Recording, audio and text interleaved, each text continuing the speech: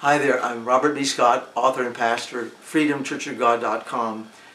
We gave a video that has been quite attacked because the powers that be don't like the truth that you hear on these YouTube videos. We called it Keeping America Stupid, Benghazi Lies. We're going to talk now about more Benghazi lies because it's getting worse and worse. We trust you can still find number one. And if you can't, we'll give you a little idea of what we said. We talked about all the lies, the disculpation, to say we're not responsible. Well, the four men died and all this, ambassador died, and it's what difference does it make? It makes a lot of difference because we don't want leaders who lie and who murder. It's not very good. So remember the 08 campaign? Do you remember when they said, well, is it going to be Hillary or is it Mr. Obama? Who is the best for a 3 a.m. phone call for an emergency, a state emergency? Who's going to be the best? Well, guess what? According to what Mr. Panetta said in an interview recently, they both failed because they went AWOL. He said, no, we had no contact. It was initially we had contact, but after we had no contact, it was up to us, up to Mr. Panetta and this general to take charge of one of the biggest crises in American history. An ambassador is sodomized, raped, murdered, paraded along on the streets of Benghazi, and what does America do? The president isn't there, the Secretary of State is gone, so who is going to handle the situation? Who's going to mess it up is the question. And they did mess it up big time. So if Mr. Panetta is telling the truth, they were both AWOL the night of the Benghazi debacle.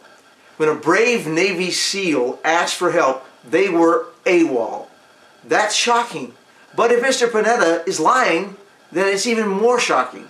Were there guns being given to our enemy at the time, and that's why this man was paraded on the streets and murdered mercilessly, along with 3 other brave Americans?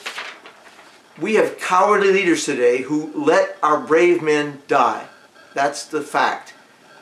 Isaiah says the United States of America, the main nation of Israel, chapter 1 verse 5, the whole head, the whole government is sick, and the whole heart is faint or cowardly.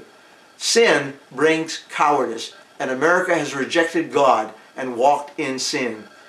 He says, Isaiah says, from the sole of the feet, even to the head, even to the top brass, there is nothing sound in it. Americans are being made stupid, and the spirit of stupidity is reigning. They can't see what is happening in the head and the leadership. And there's nothing sound, he says in Isaiah. Now we're called, as a nation, as a spiritual nation, and as a church, to cry out and show my people their sins. Isaiah 58, 59, 1-3. Here's verse 3. America, your hands are defiled with blood. The blood of innocent babies in the womb, the blood of your ambassador and of some brave soldiers, and the pride of your power has been broken. Your lips have spoken falsehood. You've even lied about your murders. Solution? Call for Jesus and the kingdom of God. Call for a reformation and revival. That's what we need. Call out for it. Jesus has the only solution.